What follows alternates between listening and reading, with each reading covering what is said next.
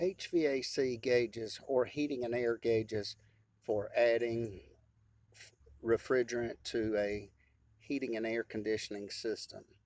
This particular type here is an older set. Um, I don't know if the newer may be referred to as digital. Um, the nomenclature some use is called a manifold gauge, but these were used for many years, and actually these are a great learning tool because with these gauges here, one can actually begin to learn the theory of superheat and subcooling in the heating and air conditioning industry. The digital gauges sometimes, however, may calculate the formulas for you. So you may know what the formulas are, you may know what the numbers are, but you do not perhaps without studying and more investigation know what the theory is behind it. But if one starts off with a set of gauges like this and learns to calculate the formulas themselves, they can learn the theory of it. So first, we have two indicators here, or gauges. The one on the left is the blue. This would be the low pressure side.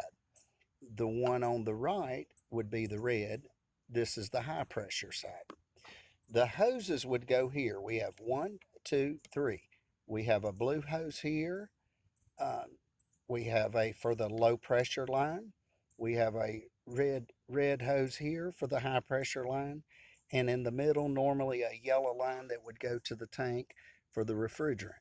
On the left is the handle which opens and closes and throttles. On the right is the one that opens and closes and throttles.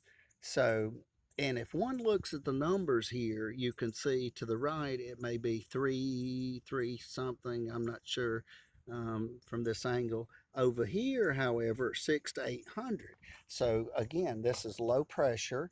This is high pressure. Sometimes the refrigerant will go in here on the low pressure side, and according to the refrigerant, whether you have to um, charge it in vapor or liquid, it's according to which type of refrigerant or metering device one may have on their HVAC system.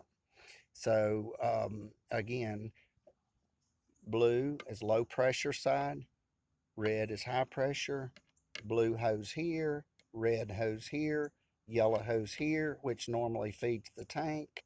The blue is connected from here to your unit. The red is from here to your unit. So on your unit, you normally have two ports. The open and close is here, open and close is here. And so again, one can see. So, and keep in mind, different refrigerants may have different pressures. Some refrigerants are not as high as others, some are very high. So, when getting the hoses, make sure that you get the hoses, the newer set of hoses, and do not let them get dry rotted because some of the pressures are fairly high. So, again, again, to reiterate, blue low pressure, red high pressure, blue hose here, red hose here, yellow hose in the middle, which normally feeds the tank. The blue feeds from here to the unit. The red feeds from here to the unit. And so once you get this down, you can see when the pressures go up to a certain amount, say they go up and rotate to here. Once you start learning the formulas of superheat and subcooling, then there may be something called target superheat and subcooling. It can get complicated at times, but once you start understanding the theory, so a set of these older gauges may not be a bad way to learn.